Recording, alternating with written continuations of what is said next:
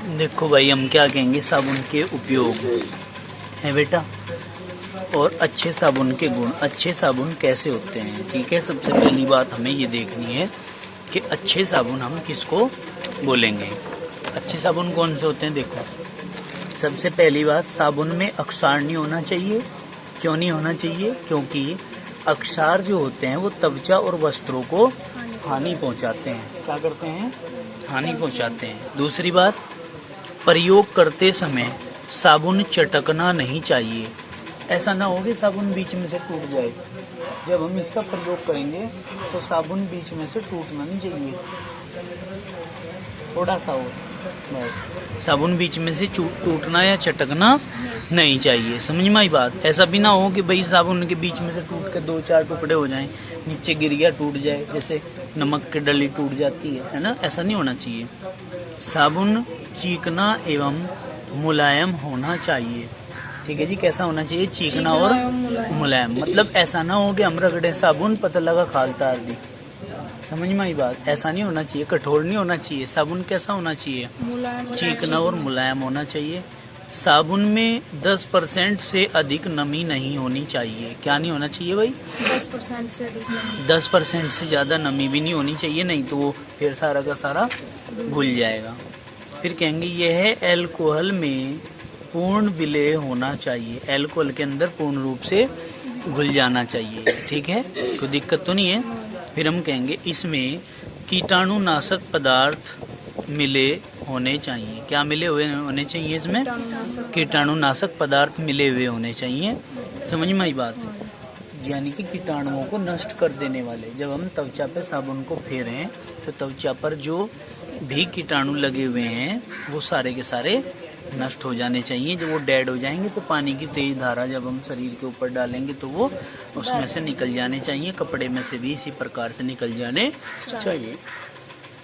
साबुन को मृदु जल के साथ झाग देना चाहिए। क्या करना चाहिए भाई? मृदु जल के साथ में भी झाग देना चाहिए। ठीक है, ये तो खत्म हो गए अच्छे साबुन के गुण। इसके बाद आता है साबुन के उपयोग। साबुन के क्या उपयोग हैं भाई? ये देखो, पता ही है डेली लाइफ में हम सोप के कहाँ कहाँ यूज कर रहे हैं, ये सब बातें तो आप लोगों को पता है भली बाती। देखिए, साबुन का उपयोग शरीर एवं कपड़ों की सफाई करने में किया जाता है। क्या? साबुन का उपयोग शरीर की और कपड़ों की सफाई करने में किया जाता है। फिर कहा साबुन को कपड़े या क्या साबुन को कपड़े या शरीर पर लगाने से साबुन गंदगी के साथ मिलकर पायस बनाता है। क्या कहा भाई? साबुन को कपड़े या शरीर पर लगाने से साबुन गंदगी के साथ मिल जाता है और पायस बना लेता है। ठीक है, पायस का मतलब है अच्छे प्रकार से घोल मिक्सअप बना लेता है, जो जल के साथ रगड़ने पर गंदगी को लेकर पृथक हो जाता है। जब हम साबुन को शरीर पर लगाते हैं तो क्या होगा? गंदगी के जो कण हैं, जो मैल के कण हैं, उनके साथ में साबुन क्या बना लेगा? पायस। पायस का मतलब पेस्ट, एक प्रकार का पेस्ट टाइप गाढ़ा पदार्थ बना लेगा। जब हम पानी की तेज धारा बहाएंगे तो वो पेस्ट त्वचा से मैल को लेकर के देखो भाई, अब हम क्या कहेंगे, जल के साथ रगड़ने पर गंदगी को लेकर के पृथक हो जाएगा। साबुन कठोर जल के साथ क्या? कठोर जल के साथ सरलता से झाग नहीं देता है। क्या नहीं करता भाई बेटे?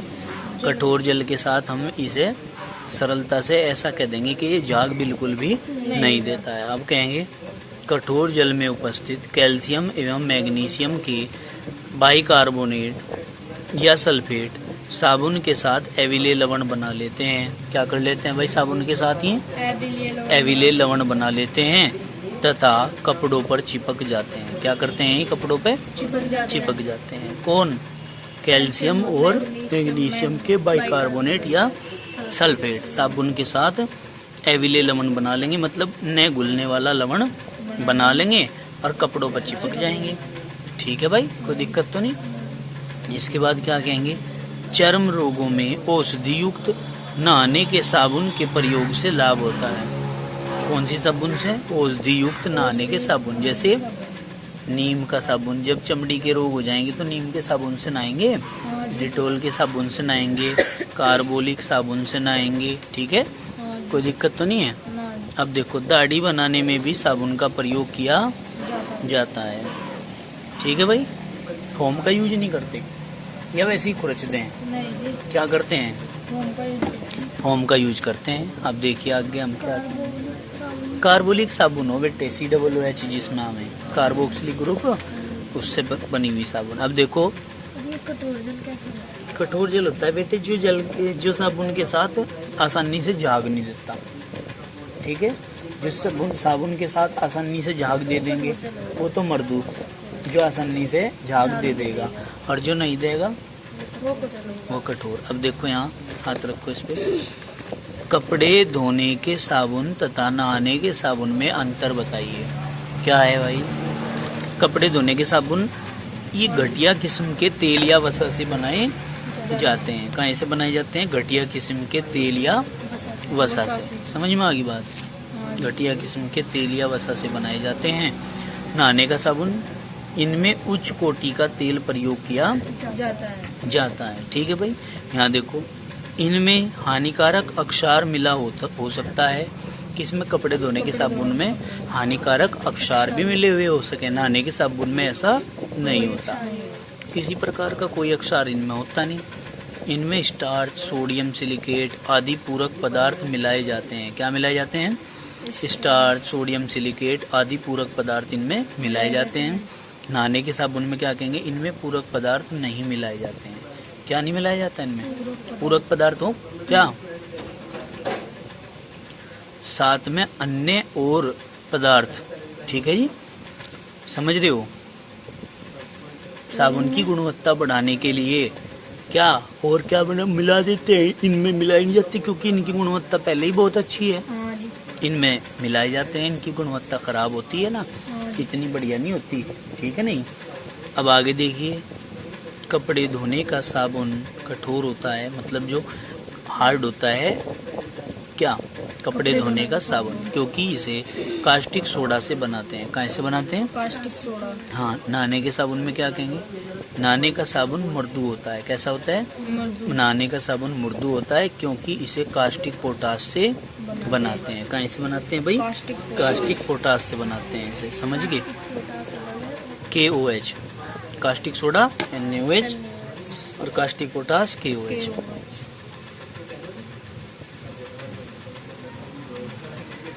अब देखिए, कपड़े धोने के साबुन में सामान्य प्रकार के रंग तथा सुगंध मिला देते हैं जिससे कि कपड़ों में से भी थोड़ी बहुत सुगंध आ जाए। नहाने के साबुन में अच्छे प्रकार के रंग और सुगंध मिलाए जाते हैं। कोई दिक्कत है, लो जी, साबुन तो खत्म हो गया, साबुन का तो कटार हो गया। इसके बाद क्या करेंगे हम, पकड़ियो बेटा, देखो डिटर्जेंट या अपमार्जक, मतलब पाउडर, कपड़े धोने का पाउडर, सरफ जिसको बोलते हैं। अपमार्जक एक विशेष प्रकार के कार्बनिक यौगिक होते हैं जिनमें साबुन की तरह ही सफाई का गुण होता है। इनके अंदर भी क्या होता है भाई, सफाई का गुण होता है, किसकी भांति, साबुन की भांति, परंतु ये स्वयं साबुन नहीं होते हैं, अपने आप में क्या नहीं होते हैं, साबुन नहीं होते, परंतु इनमें साबुन की तरह ही साफ करने का गुण होता है। अपमार्जक कठोर होते हैं तथा मृदु, दोनों ही प्रकार के जल के साथ समान रूप से झाग देते हैं। भाई अपमार्जक कठोर भी होते हैं और मृदु भी होते हैं। अपमार्जक जो होते हैं ना, वो कठोर जल के साथ और मृदु जल के साथ, दोनों के साथ समान रूप से झाग देते हैं। ऐसा नहीं है कि कठोर जल में कम झाग देंगे या मृदु जल में ज्यादा झाग देंगे, ठीक है, किसकी भांति, साबुन की भांति, ऐसा नहीं इनमें होता, ठीक है। ये तो दोनों में बराबर तरीके से झाग देते हैं, क्योंकि ये कठोर जल में उपस्थित Ca+2 या Mg+2 आयनों के साथ कोई भी अविलेय लवण नहीं बनाते हैं। अपमार्जक 3 रूपों में, डिटर्जेंट पाउडर के रूप में, डिटर्जेंट केक के रूप में तथा तरल डिटर्जेंट मिलते हैं। कैसे मिलते हैं, तरल डिटर्जेंट। हाँ, एक तो कुछ पाउडर के टाइप के होते हैं, एक केक के जैसे होते हैं, समझ में आई बात, और एक भाई आपको समझाया जा रहा है कि तरल, नील जी, समझ में आई बात? नील नहीं, तरल। तरल जैसे क्या? तरल डिटर्जेंट किसको बोलते हैं? जैसे इजी, इजी भी तो है, तरल डिटर्जेंट नहीं है। अब देखो, अपमार्जक मुख्य रूप से दीर्घ श्रृंखला वाले मोनो एल्किल हाइड्रोजन सल्फेट के सोडियम लवण होते हैं। ये दीर्घ श्रृंखला वाले बेंजीन सल्फोनिक अम्ल के सोडियम लवण होते हैं। क्या होते हैं भाई? दीर्घ श्रृंखला वाले बेंजीन सल्फोनिक अम्ल के सोडियम लवण होते हैं। अपमार्जक में सोडियम लारिल सल्फेट महत्वपूर्ण होता है। क्या होता है भाई? सोडियम लारिल सल्फेट महत्वपूर्ण होता है। दो मुख्य अपमार्जक निम्न प्रकार हैं। कौन कौन से? CH3 CH2 का whole 11 single bond C6H4 single bond SO3 Na। ठीक है, पहली बार क्या? CH3, फिर क्या? CH2 का होल 11, फिर क्या? C6H4, फिर क्या? SO3 Na तथा CH3 CH2 का होल 10 CH2। भाई ये भी तो CH2 का 10 और एक ये हो गया 11 ही हो गया ये भी, और SO4 Na। इसमें C6H4 नहीं है। समझ गए? ये सोडियम एन डोडेसिल सल्फेट है, ये सोडियम एन डोडेसिल, बीच में बेंजीन आ गया और सल्फोनेट है। समझ में आ गई बात? कोई दिक्कत? आगे चलो, क्या कहेंगे? साबुन की भांति अपमार्जक में भी जल विरोधी तथा जल रागी भाग होता है। क्या होता है? जल विरोधी और जल रागी। इनका आवेशित भाग कठोर जल में उपस्थित Ca+2 तथा Mg+2 आयनों के साथ अघुलनशील पदार्थ नहीं बनाते हैं, अतः वह कठोर जल में भी प्रभावी बने रहते हैं। क्या बने रहते हैं? कठोर जल में भी प्रभावी बने रहते हैं।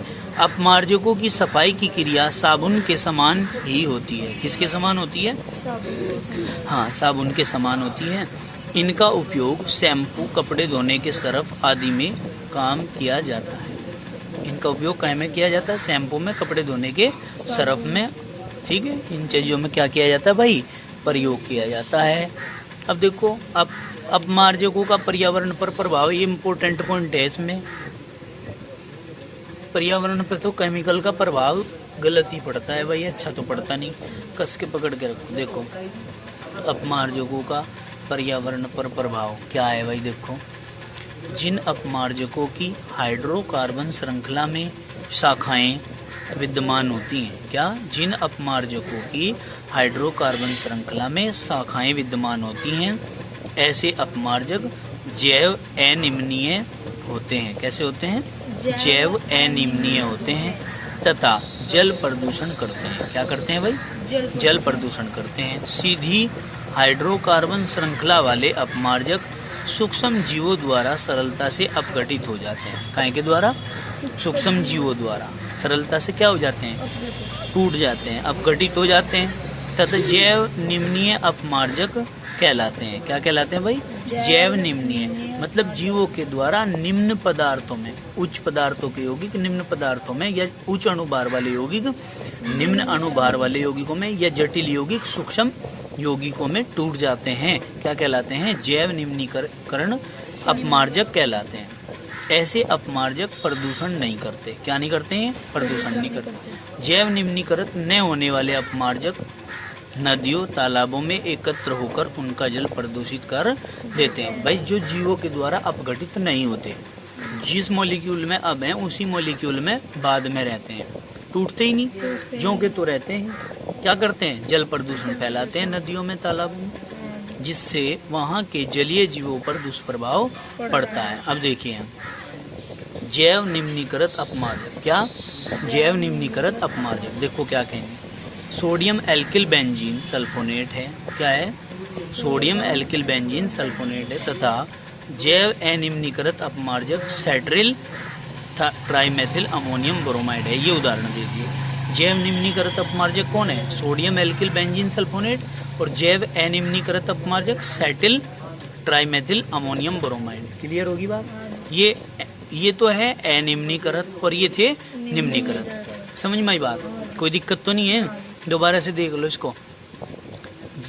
अपमार्जकों का पर्यावरण पर प्रभाव पड़ रही बेटे, हम कहेंगे जिन अपमार्जकों की हाइड्रोकार्बन श्रृंखला में शाखाएं विद्यमान होती हैं, ऐसे अपमार्जक जैव अनिम्नीय होते हैं तथा जल प्रदूषण करते हैं। क्या कहेंगे? सीधी हाइड्रोकार्बन श्रृंखला वाले अपमार्जक सूक्ष्म जीवों द्वारा सरलता से अपघटित हो जाते हैं। सूक्ष्म जीवों के द्वारा आसानी से टूट जाते हैं। क्या कहलाते हैं? जैव निम्नीकृत अपमार्जक कहलाते हैं। ऐसे अपमार्जक प्रदूषण नहीं करते। क्या नहीं करते हैं? प्रदूषण नहीं करते। ठीक है। जैव निम्नीकृत न होने वाले अपमार्जक नदियों तालाबों में एकत्र होकर के वहां के जल को प्रदूषित कर देते हैं। इससे वहां के जलीय जीवों पर दुष्प्रभाव पड़ता है। वहां के जलीय जीव मर जाते हैं या रोगों से ग्रस्त हो जाते हैं। जैव निम्नीकृत अपमार्जक है सोडियम एल्किल बेंजीन सल्फोनेट, ठीक है, और जैव अनिम्नीकृत अपमार्जक सेट्रिल ट्राइमेथिल अमोनियम ब्रोमाइड है। अब देखो साबुन तथा अपमार्जक में अंतर पढ़िए, ये भी इम्पोर्टेंट है, 100% इम्पोर्टेंट चीज है ये। ठीक है बेटे, देखो क्या करेंगे हम इसमें। हे राम परमात्मा, देखो साबुन में साबुन लंबी श्रृंखला वाले उच्च वसा अम्लों कार्बोक्सिलिक अम्ल के सोडियम या पोटेशियम लवण है। क्या है? साबुन लंबी श्रृंखला वाले उच्च वसा अम्लों के सोडियम या पोटेशियम लवण है। साबुन का आयनिक समूह COO निगेटिव और Na पॉजिटिव है। कोई दिक्कत तो नहीं है। कार्बोक्सिलिक अम्ल के सोडियम या पोटेशियम लवण ही तो साबुन होते हैं, परिभाषा भी तो यही है। अपमार्जक में क्या कहा? संश्लिष्ट अपमार्जक लंबी श्रृंखला वाले बेंजीन सल्फोनिक अम्ल के सोडियम लवण है। किसके? यहाँ तो कार्बोक्सिलिक अम्ल के, यहाँ क्या कहा? बेंजीन सल्फोनिक अम्ल के सोडियम या लंबी श्रृंखला वाले एल्किल हाइड्रोजन सल्फेट के सोडियम लवण है। अपमार्जक के आयनिक समूह SO3 निगेटिव Na पॉजिटिव है, SO4 निगेटिव Na पॉजिटिव है। यहाँ COO निगेटिव Na पॉजिटिव था। समझ में आ गई बात? कोई दिक्कत तो नहीं है। आगे चलें। अब हम क्या कहेंगे? साबुन कठोर जल के साथ झाग उत्पन्न नहीं करते। साबुन कठोर जल के साथ झाग उत्पन्न नहीं करते। अपमार्जक कठोर तथा मृदु दोनों जल के साथ भी झाग उत्पन्न करता है।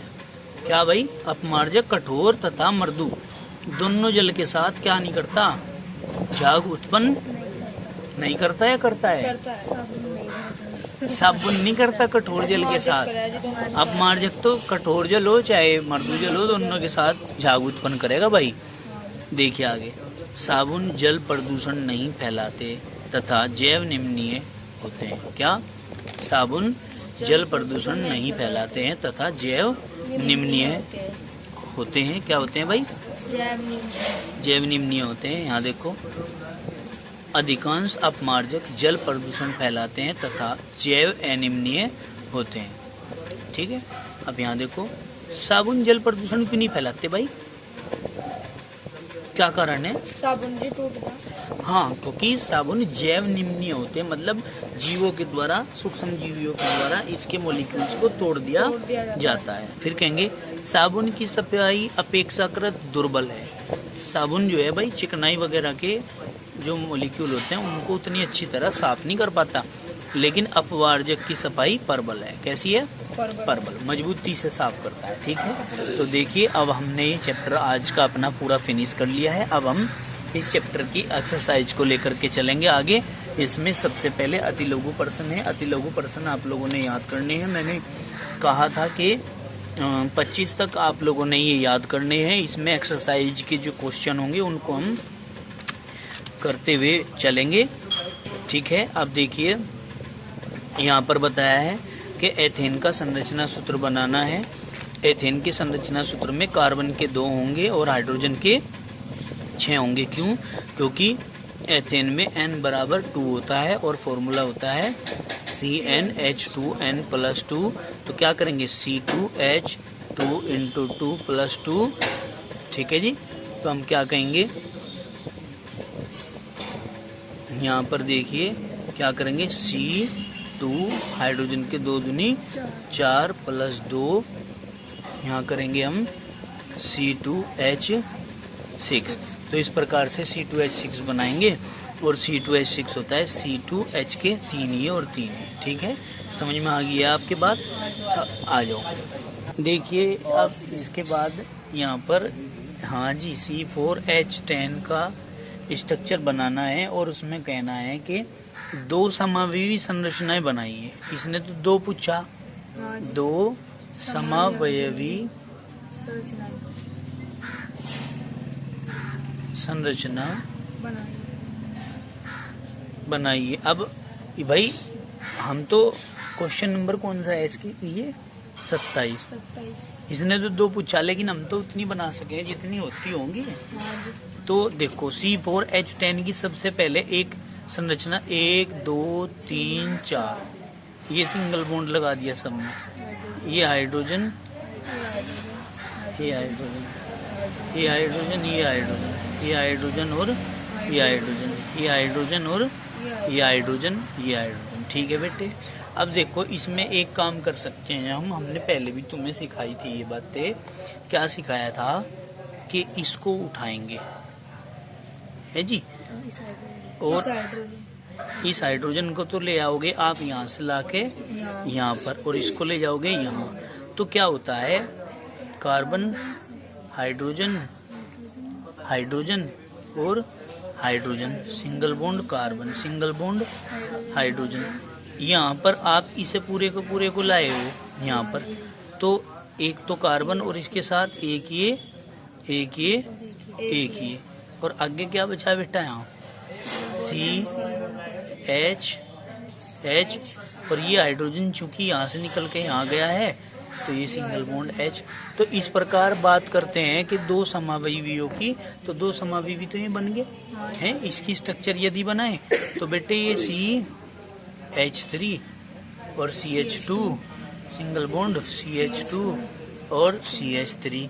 और यदि इसकी स्ट्रक्चर बनाए और करके इसकी स्ट्रक्चर बनाए यहाँ, तो क्या करेंगे, देखो CH3, single bond CH, single bond CH3, single bond CH3। इसका नाम बताएं तो N BUTANE, ब्यूटेन। और इसका नाम बताएं तो आइसो ब्यूटेन। क्यों? क्योंकि 1 2 3 4, 1 2 3 4, चूंकि सीधी श्रृंखला थी, 4 थे तो N ब्यूटेन, और चूंकि बेटे इसमें थोड़ा चेंज हो गया है तो इसलिए इसको आइसोब्यूटेन मैंने बताया था कि क्यों लिखते हैं। अब इसने कहा साइक्लोहेक्सेन का आणविक और संरचना सूत्र बनाइए। किसका बताओ?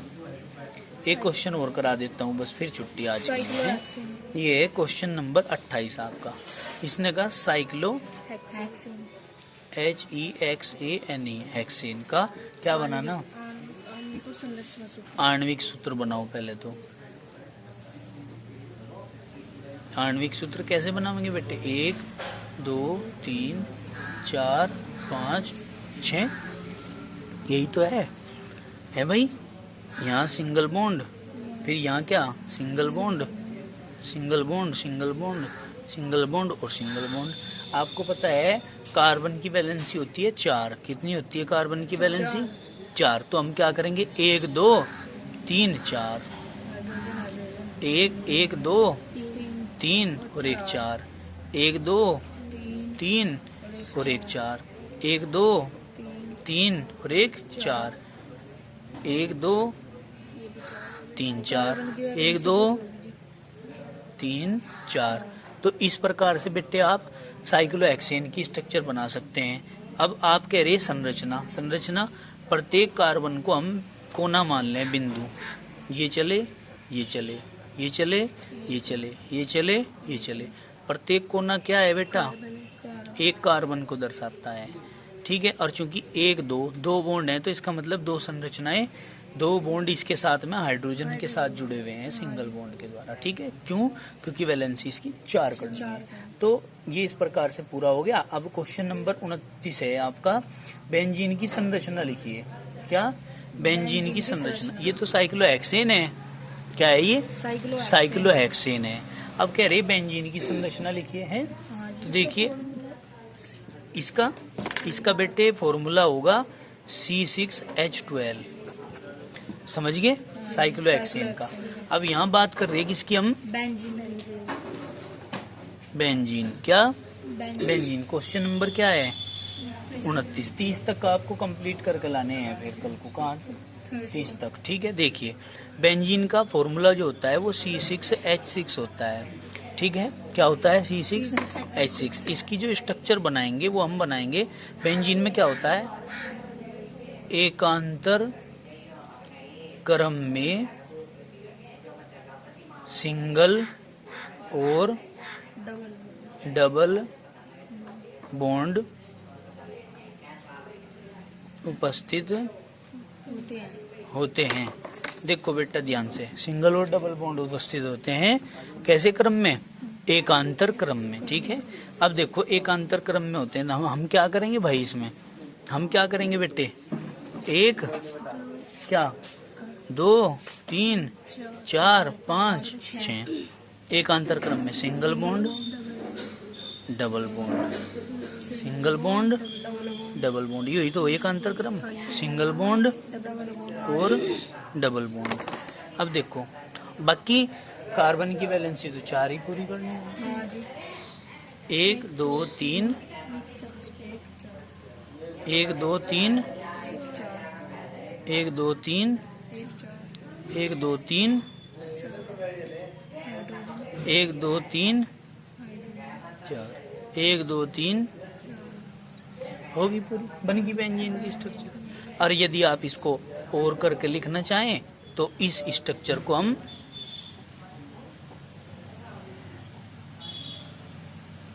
यहाँ पर डबल बॉन्ड, यहाँ डबल बॉन्ड, यहाँ डबल बॉन्ड, ऐसे भी दर्शा सकते हैं। आगे समझिए, कोई दिक्कत तो नहीं है। तो आज के लिए इतना ही काफी, बाकी करेंगे कल। धन्यवाद।